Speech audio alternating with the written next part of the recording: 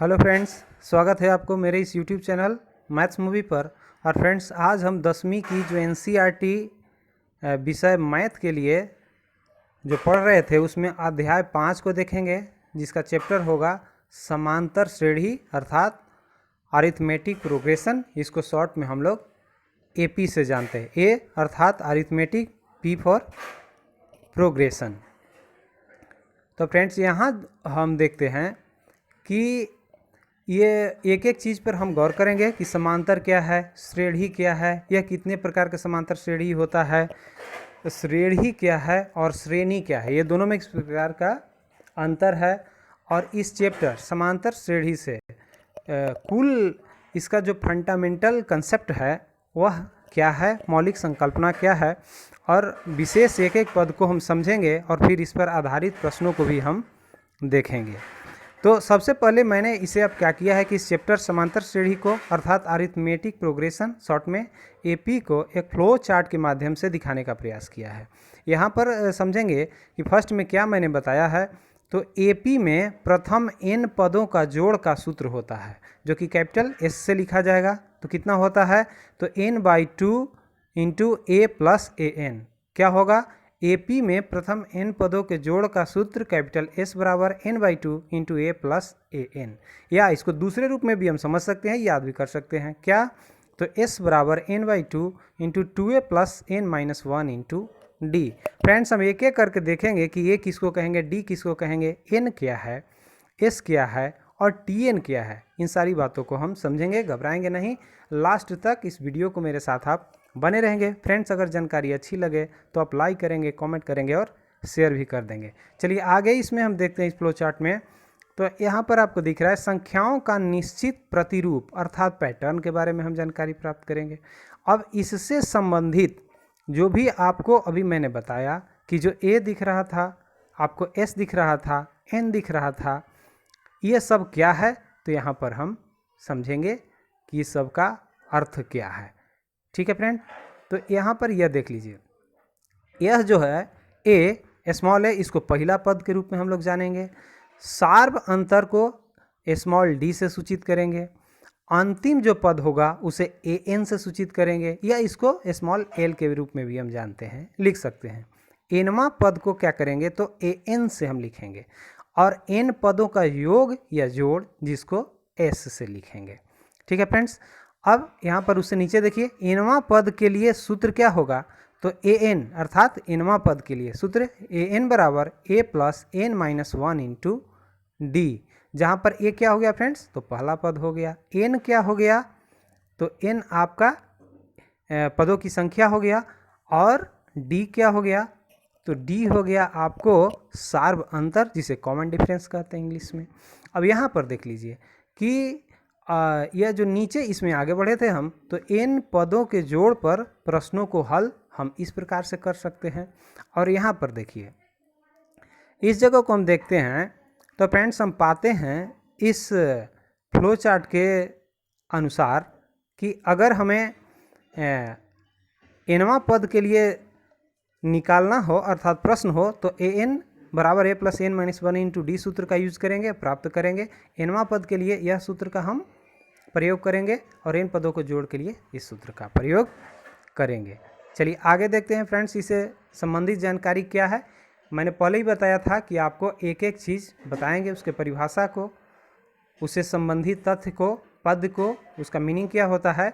तो यहाँ पर अब देखिए, समांतर श्रेणियाँ अर्थात अरिथमेटिक प्रोग्रेशन, शॉर्ट में बताए थे एपी। ए फॉर अरिथमेटिक हो गया, पी फॉर प्रोग्रेशन हो गया। तो जब किसी अनुक्रम के पद किसी नियम के अनुसार लिखते हैं तो उसे श्रेणी कहते हैं। श्रेणी किसको कहते हैं, तो जब किसी अनुक्रम के पद किसी नियम के अनुसार लिखते हैं तो उसे हम श्रेणी कहते हैं। तो बात यहाँ पर आ गई कि अनुक्रम किसे कहते हैं। अनुक्रम को फ्रेंड्स इंग्लिश में सीक्वेंस कहते हैं। अनुक्रम कहते किसे हैं, तो संख्याओं का वह समूह जो एक निश्चित नियम के अनुसार निश्चित क्रम में व्यवस्थित हो उसे अनुक्रम कहते हैं। फिर से एक बार सुन लीजिए, संख्याओं का वह समूह जो एक निश्चित नियम के अनुसार निश्चित क्रम में व्यवस्थित हो उसे एक अनुक्रम कहते हैं। ठीक है फ्रेंड्स, अब आगे बढ़िए। तो समांतर श्रेणी क्या है? तो संख्याओं की एक ऐसी सूची है जिसमें दो लगातार पदों, पद को क्या टर्म्स हम बोल सकते हैं, तो दो लगातार पदों का अंतर समान हो। फिर से एक बार, समांतर श्रेणी किसको कहेंगे? संख्याओं की एक ऐसी सूची है जिसमें दो लगातार पदों अर्थात टर्म्स का अंतर समान होता है, उसे समांतर श्रेणी कहते हैं। अर्थात जो समांतर श्रेणी बनेगा उसमें जो लगातार जो पद होंगे वो कहीं से भी दो लगातार पदों को अंतर करें तो बराबर आएगा, कॉमन डिफरेंस बराबर आएगा, तो यह समांतर श्रेणी में हम समझेंगे। आगे देखते हैं, यह अंतर एक निश्चित संख्या होती है। जो दो लगातार पद का अंतर होगा यह एक निश्चित संख्या होती है जिसे सार्व अंतर हिंदी में बोलते हैं और उसको इंग्लिश में कॉमन डिफरेंस बोलते हैं। शॉर्ट में इसे स्मॉल डी से सूचित करते हैं। अगला पॉइंट देखिए, ये सार्व अंतर ध्यान रखिएगा धनात्मक भी हो सकता है, ऋणात्मक भी हो सकता है और यहाँ तक कि शून्य भी हो सकता है। निश्चित रूप से आप इस बात को याद रखेंगे, इम्पोर्टेंट है। ठीक है फ्रेंड्स, आगे बढ़िए। आगे बढ़ने में हम एक बात थोड़ा सा और आपको बता दूं कि यह जो समांतर श्रेणी है यह दो प्रकार के होता है। एक तो परिमित एक तो जो होता है ये अनुक्रम आप देखे थे वह दो प्रकार का होगा, परिमित अनुक्रम और अपरिमित अनुक्रम। ठीक है फ्रेंड्स, उसी तरह अब हम और आगे बढ़ते हैं और इसमें देखते हैं कि क्या दिखाया गया है।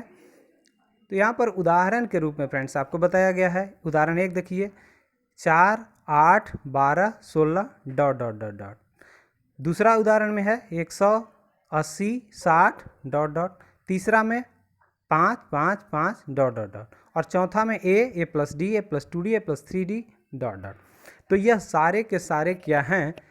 तो ये सभी समांतर श्रेणी हैं। क्यों? क्योंकि इनके सार्व अंतर जो है कॉमन डिफरेंस अर्थात डी जो है सब इक्वल है अर्थात बराबर है। क्यों? क्योंकि अगर 8 में से हम 4 घटा दें तो यहाँ पर जितना कितना आएगा? 4 आएगा। और फिर 12 में से 8 घटाएंगे तो भी 4 आएगा। उसी तरह 16 में से 12 घटाएंगे तो भी 4 आएगा। ये दो लगातार संख्याओं का अंतर हम एक समान संख्या प्राप्त होता है अर्थात 4। दूसरा में देखें तो वही हाल है। अगर 100 में से क्या करें फ्रेंड्स, हम 80 में से अगर 100 घटा दें या फिर 60 में से 80 घटाएं या फिर 80 में से 100, ये सब -20 एक ही संख्या के बराबर आएगा। तीसरा उदाहरण में हम देखते हैं कि 5 में से 5, क्योंकि दो लगातार जो तीनों संख्या हैं डॉट डॉट 5 5 5 ही है, तो सभी में एक दूसरे में से घटाएं लगातार संख्याओं में तो उसका अंतर 0 अर्थात एक समान ही संख्या प्राप्त होता है। सार्व अंतर समान है, डी समान है, इसलिए ये सारे के सारे जो हैं क्या हैं? तो समांतर श्रेणी में हैं। देखिए अगला पॉइंट फ्रेंड समझेंगे, अगर किसी समांतर श्रेणी का पहला पद ए हो और सार्व अंतर डी हो तो हम उस समांतर श्रेणी को और पदों में लिख सकते हैं। किस प्रकार से लिख सकते हैं? यहाँ पर देख लीजिए, जैसे अगर पहला पद को हमको लिखना हो तो ए से लिखेंगे और पहला पद ना लिखे संकेत में लिखना हो तो एवं कर ए1 इक्वल टू ए अर्थात पहला पद ए हो गया। दूसरा पद के लिए क्या करें तो ए प्लस डी, क्या मतलब जो सार्व अंतर कॉमन डिफरेंस डी था उसको जोड़ देते हैं तो यहाँ पर a2 बराबर ए प्लस डी हो जाएगा। तीसरा पद के लिए क्या करें तो ए प्लस 2d करना पड़ेगा। तीसरा पद के लिए a3 भी लिख सकते हैं तो ए प्लस 2d यहाँ पर हो गया। चौथा पद ए प्लस 3d हो गया तो a4 बराबर ए प्लस 3d हो गया। फ्रेंड्स, जो पद कहेगा उससे ए में एक कम संख्या करके जोड़ा हुआ है। देखिए जैसे पहला पद के लिए कुछ नहीं जोड़ा गया, दूसरा के लिए डी जोड़ दिया गया है, तीसरा पद के लिए 2d जोड़ा गया है, जबकि तीसरा पद है यहाँ चौथा पद, इसमें 3d जोड़ा गया है लेकिन चौथा पद है। तो इस तरह से अब एनवां पद हमको निकालना हो कि जो समांतर श्रेणी दिया हुआ है उसका एनवां पद हमको पता नहीं है कौन सा पद, तो एनवां पद के लिए सूत्र क्या होगा तो a plus n-1 into D अर्थात प्रथम पद और n -1 कर देंगे और डी जो उसका सार्व अंतर होगा वही। या अगर यह सूत्र आप नहीं लगाना चाहते हो तो आप इसे भी इस्तेमाल कर सकते हैं। क्या तो ए एन बराबर ए प्लस n-1 इंटू डी, एनवां पद के लिए ए एन संकेत है। आगे देखते हैं, ए एन बराबर ए प्लस n-1 इंटू डी समांतर श्रेणी का व्यापक रूप जनरल फॉर्म कहलाता है। जी हाँ, समांतर श्रेणी का व्यापक रूप क्या कहलाता है, जनरल फॉर्म क्या कहलाता है, तो याद रखेंगे आप ए एन बराबर ए प्लस n-1 इंटू डी।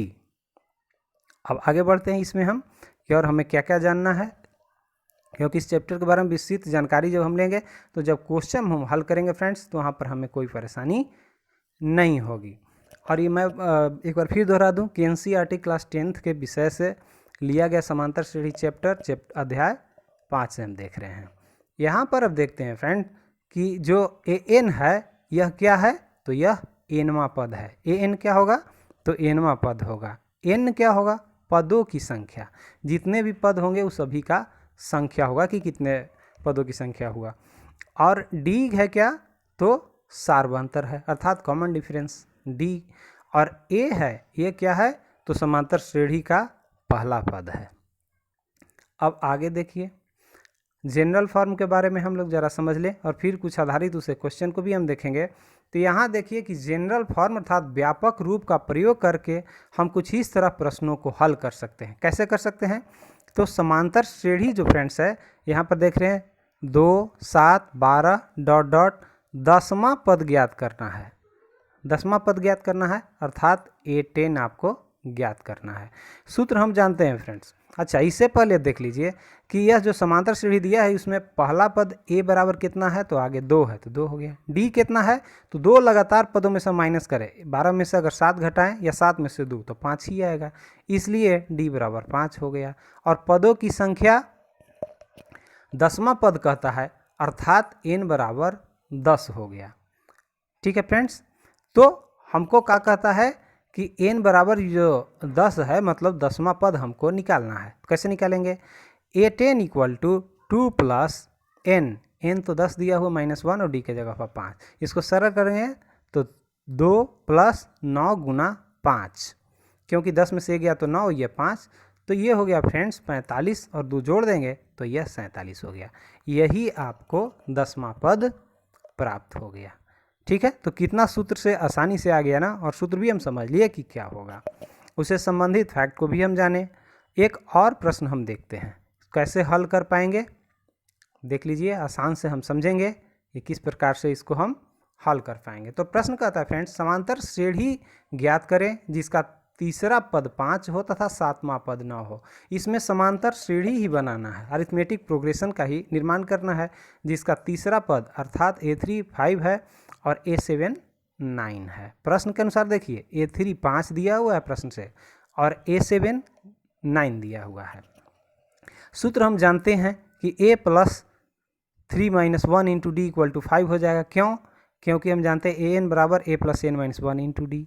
और दूसरा का होगा तो a plus 7 minus 1 into D. अब देखिए क्यों यह होगा, क्योंकि जो तीसरा पद आपको दिया हुआ था वह कह रहा है कि कितना था, तो आपको तीसरा पद 5 था अर्थात a प्लस 3 माइनस 1 तीसरा पद कह रहा था, इसलिए 3 माइनस 1 तो a plus 2d equal to 5 हो गया। और यहाँ पर क्या कहता था, 7वां पद 9, तो a प्लस 7 माइनस 1, n के जगह पर 7 और -1 और d तो है ही और ये 9 के बराबर है, इसलिए a प्लस 6d बराबर 9, ये समीकरण 2 हो गया। अब समीकरण 2 में समीकरण 1 को हम घटा लेंगे तो देखिए कितना आएगा, तो जब एक समीकरण है a प्लस समीकरण 2 में से ना, तो समीकरण 2 था a प्लस 6d माइनस समीकरण 1 क्या था, तो a प्लस 2d। जब यह दोनों को माइनस करेंगे तो फ्रेंड्स आपको कितना आ जा रहा है, तो आपको आ जा रहा है 4d इक्वल टू 4, क्योंकि 9 में से 5 गया तो 4 और a तो कैंसिल हो जाएगा, फिर ये रह गया 4d। उस तरफ फिर आगे बढ़ेंगे, d बराबर तो 4/4 अर्थात 1। करने का मतलब कि यहाँ पर हमको कितना आ गया, तो यहाँ पर फ्रेंड्स आपको मिल जाता है, यहाँ पर फ्रेंड्स आपको जब देखते हैं तो हमें क्या मिल जाता है, तो यहाँ पर तो आपको 1 मिनट देख लेते हैं कितना मिल जाता है। तो हाँ ठीक है, तो d बराबर तो 1 आ गया, तो d बराबर 1 समीकरण 1 में हम रख दिए, तो a प्लस 2 इंटू 1, डी के जगह 1 रख दिए, बराबर 5 था समीकरण 1। तो जिसे हम जब हल किए फ्रेंड्स तो a बराबर का आ गया तो 5 और बाएं तरफ से 2 माइनस 1 तो 2, तो इसलिए यह 3 हो गया। अब समांतर श्रेणी हम ज्ञात कर सकते हैं, क्यों, क्योंकि समांतर श्रेणी का व्यापक रूप आपको पता है a plus D a plus 2d dot dot. तो यहाँ पर पहला जो पद है वह तो a बराबर 3 हो गया, 3 में 1 जोड़ दिए क्योंकि आपको d 1 है अर्थात सार्वभौमांतर कॉमन डिफरेंस। फिर उसी तरह 3 + 2 × 1 इसी तरह, तो यहाँ पर कितना आ गया 3 और यहाँ पर 4 5, इस तरह आपको एक समांतर श्रेणी प्राप्त होता है। हम समांतर श्रेणी के n पदों को निम्नलिखित सूत्र की मदद से भी जोड़ सकते हैं। कैसे? तो इसको योग का सूत्र होता है, मैंने बताया भी था कि s बराबर n/2 a + an। यहाँ पर क्या है, तो s जो है n पदों का जोड़ है और n क्या है, स्मॉल n, तो पदों की संख्या है। तो इस पर भी हम कर सकते हैं। अब इससे संबंधित कुछ इस चैप्टर की आगे बात को देखें कि और हमें इसमें क्या जानना है। तो जब आगे हम बढ़ेंगे तो यहाँ पर देखते हैं फ्रेंड्स कि यहाँ जो पहला पद है वह किस चीज़ से लिखते हैं, तो a से लिखते हैं, और अंतिम पद को किस चीज़ से लिखते हैं, तो an से लिखते हैं। और या nवां पद ये जो है an बराबर अंतिम पद भी इसको कह सकते हैं या nवां पद भी कह सकते हैं। अब दूसरा सूत्र की तरफ हम ध्यान दें। दूसरा सूत्र होता है s बराबर n/2 2a + n - 1 × d। इसके सभी जो कंपोनेंट इसमें हैं, अवयव हैं, उन सबको हम देख ले। तो कैपिटल S बराबर क्या है, तो n पदों का जोड़ है। जितना पद होंगे उन सभी पदों का जोड़ हो जाएगा। स्मॉल n क्या है, पदों की संख्या है। कितने पदों की संख्या इसमें होगा वो स्मॉल n से सूचित करेंगे। और a हम जानते ही हैं पहला पद है, जबकि स्मॉल d जो है सार्वभौमांतर अर्थात कॉमन डिफरेंस है। एक और प्रश्न को हम फ्रेंड्स देखते हैं यहाँ पर, इसे हम किस प्रकार से हल कर सकते हैं। देख लीजिए, निम्नलिखित समांतर श्रेणी का योग ज्ञात करें। योगफल ज्ञात करना है। समांतर श्रेणी दिया हुआ है 2 7 12 10 10 पदों तक हमें ज्ञात करना है। तो सबसे पहले तो इससे संबंधित जो दिया हुआ है हल करने में लिख लेंगे प्रश्न से। तो ये बराबर 2 हो गया। क्यों? क्योंकि इसका प्रथम पद a जो है 2 ही है। डी सार्वभौमांतर कितना है, तो 2 लगातार पदों में से घटाइए, या तो 7 में से 2 घटाइए तो 5 आ जाएगा, या 12 में से 7 घटाएंगे तो भी 5, इसलिए कॉमन डिफरेंस 5 आ गया अर्थात सार्वभौमांतर। और क्या कहता है, पदों की संख्या कितना है, तो 10 दिया हुआ है प्रश्न से। ये सब फ्रेंड्स सूत्र लगाएंगे। s बराबर n/2 2a + n - 1 × d। तो यहाँ पर n 10 है तो 10/2 हो गया। 2 तो सूत्र में है और a के जगह पर यहाँ से 2 हो गया, और फिर प्लस n के जगह पर 10 हो गया क्योंकि पदों की संख्या n 10 है, -1 सूत्र से, और जो d है उसके जगह पर प्रश्न में 5 दिया हुआ है तो यहाँ 5। इसको फ्रेंड्स सरल कर लेंगे तो 2 से डिवाइड करेंगे तो 5 हो जाएगा यहाँ पर, और 2 दूनी का 4 प्लस 10 में से 1 गया तो 9 और गुना का 5।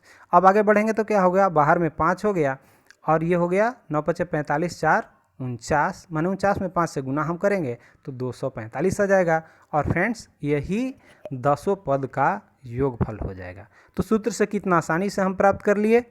इस तरह के और भी आपके जो बुक में दिया हुआ होगा प्रश्नावली में, उसे आप बना करके देखेंगे और हमें बताएंगे भी कि हाँ इस प्रश्न को मैंने सॉल्व किया और इसका आंसर इतना आया। ठीक है फ्रेंड्स, एक और क्वेश्चन यहाँ पर हम देखते हैं, क्योंकि कुछ टाइप्स आपको बता दें जिससे आपके प्रश्नावली को हल करने में कहीं कोई समस्या न रहे। यहाँ पर AP में यदि a बराबर 5 दिया हुआ है, d बराबर 3 दिया हुआ है, an बराबर 50 दिया हुआ है, तो n और sn ज्ञात कीजिए। ठीक है, देखिए इसको किस प्रकार हम सोल्व करेंगे फ्रेंड्स। तो an तो 50 दिया हुआ है अर्थात अंतिम पद या nवां पद जिसको कहेंगे। सूत्र हम जानते हैं nवां पद के लिए, a + n - 1 × d बराबर 50। क्यों? क्योंकि an बराबर आप जानते हैं a + n - 1 × d, जिसको अंतिम पद भी कहते हैं फ्रेंड्स। तो यहाँ पर देख लीजिए a के जगह पर तो 5 है, n - 1 अर्थात ये जो है n हमें पता तो है नहीं, तो n छोड़ दिए n - 1, और d पता है 3 तो d रख दिया, और बराबर में 50 तो मालूम ही हमको है कि an बराबर 50 दिया हुआ है। इस तरह से फ्रेंड्स सरल किए तो n - 1 और यहाँ पर 3 का गुना लगा हुआ है, इधर 50 था दाहिने तरफ, 5 बाएं तरफ से दाहिने आ गया तो माइनस में हो गया, अर्थात n - 1 बराबर 45/3। तो हमको n कितना n - 1 15 आ गया। इस तरह से n बराबर अब का हो जाएगा, तो 15 प्लस इधर से ये -1 था तो उधर जाके प्लस हो गया, तो 16 प्राप्त हो जाता है। तो n पदों की संख्या कितना हो गया फ्रेंड्स, तो 16 हो गया। अब सूत्र से हम SN ज्ञात करेंगे, क्योंकि ये जो है 16 पदों का कुल योगफल कितना हो जाएगा, तो SN बराबर n/2 a + an। यहाँ पर देखते हैं कि n के जगह पर तो 16 आ गया, तो 16/2 कर दिया। प्रथम पद a 5 था तो 5 और प्लस an कितना है फ्रेंड्स, तो दिया हुआ है आपको 50, तो यहाँ पर 50 कर दिया। अब 8 दूना का 16, इसको कैंसिल किए तो 8 हो गया, और 50 प्लस 5 55, 55 में 8 से गुना किया 440, यही आपका आंसर हो गया। कितना आसानी से आपको हल कर पाए ना इसको। तो फ्रेंड्स मैं आपसे यह गुजारिश करता हूँ कि आपके इस समांतर श्रेणी जो चैप्टर है एनसीईआरटी बुक क्लास 10 का, इसमें जो भी प्रश्नावली में दिया हुआ क्वेश्चन है उसको आप हल करके देखेंगे, निश्चित रूप से आप हल कर पाएंगे और एग्ज़ाम की दृष्टि से बहुत महत्वपूर्ण है, तो आप उसे बना करके देख लेंगे। मैं बार बार आपसे आग्रह फिर करता हूं कि आप अगर मैट्रिक एग्ज़ाम देने वाले हैं और कुछ कंपटीशन के भी एग्ज़ाम आप दिले बना रहे हैं, तो आप इस मेरे चैनल से जुड़ जाइएगा, फ़ायदा होगा। अभी तक आप मेरे इस वीडियो के साथ बने हुए हैं तो आपको बहुत बहुत धन्यवाद। आप इस चैनल को लाइक कीजिएगा, कमेंट कीजिएगा, शेयर कर दीजिएगा फ्रेंड्स, और मुख्य रूप से सब्सक्राइब कर लीजिएगा। वीडियो बनाने में बहुत मेहनत होता है, इसलिए ज़रा ध्यान देंगे। आज के वीडियो में इतना ही, बहुत बहुत धन्यवाद, थैंक यू, जय हिंद।